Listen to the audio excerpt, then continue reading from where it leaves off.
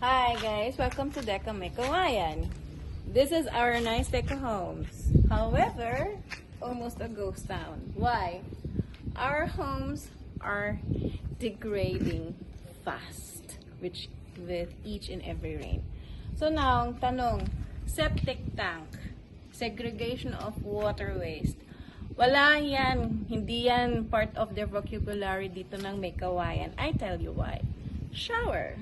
Washing your hands, your dishes, and you make poops. Ito lang tanging nagsasalo, oh. Not just bigger than me, not wider than a little bit me. Ito lahat, isang linggo kayang ipuno yan. Ito yung inlet. Galing sa ating shower, expectation, dalawa ang tubo. But no, it's just one. For all. Pasok, ebbs, wee-wee, rice, whatever you may have. Outlet. Siya yung outlet. Na yun, lahat ng excess water, papasok sa drainage ng Deca homes. So, kapag walang ulan at natutuyo, masingaw ng ating drainage dito sa labas. So, don't complain.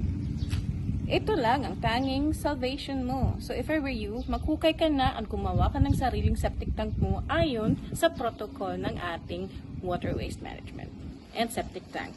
Thank you guys!